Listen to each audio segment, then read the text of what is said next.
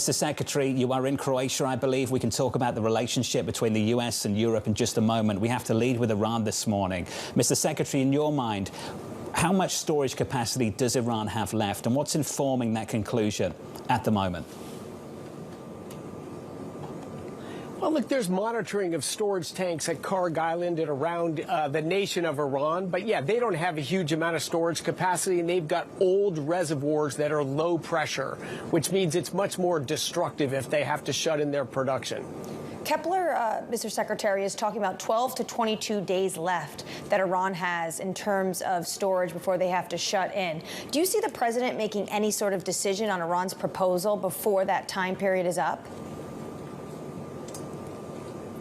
The president's focused on getting the right deal. That could be independent of their storage, but obviously that puts great heat on Iran. If we can get the right resolution, that could be tomorrow, that could be 2 weeks from now. But the key thing is the right resolution. Iran, and let me just put the context again, Iran has roughly 1,000 pounds of 60% enriched uranium. There's no commercial, peaceful use for that.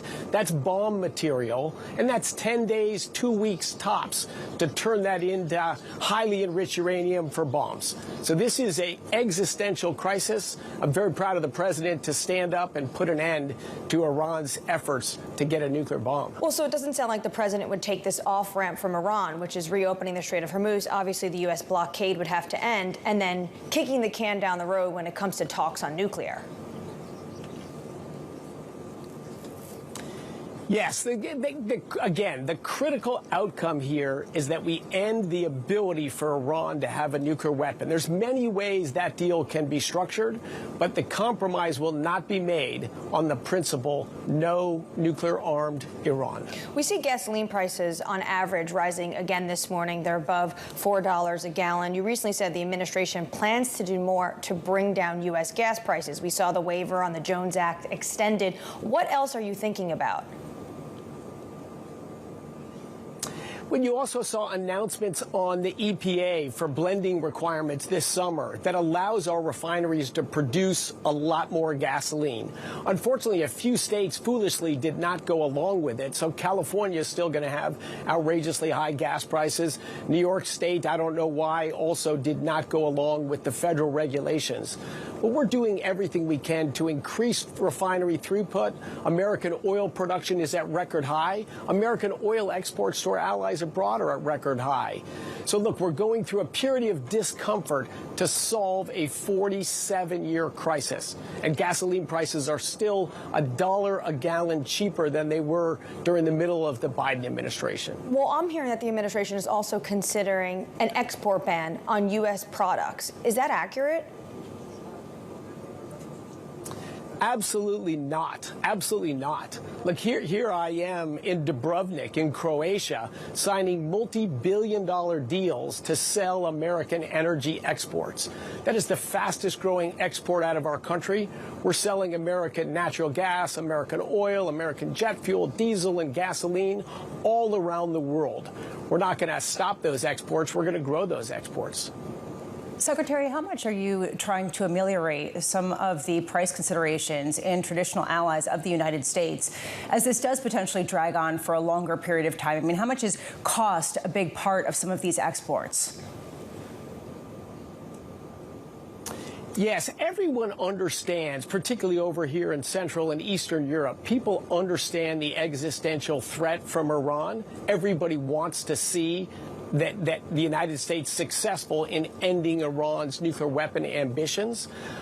Nobody likes, of course, high prices in the short term, but they understand increased American energy exports, increased energy addition policies, lean into more energy production. That's what President Trump is all about. We've got to get away from those Western European policies of intentionally making hydrocarbons expensive and energy subtraction policies.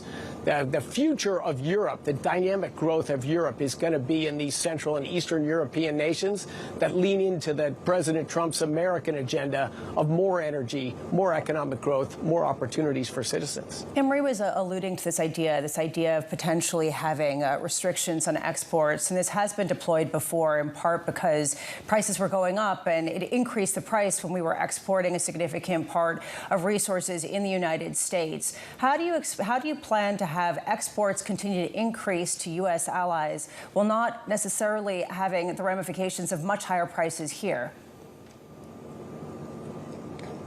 Because the refinery capacity we have in the United States now is greater than all of the consumption in the United States.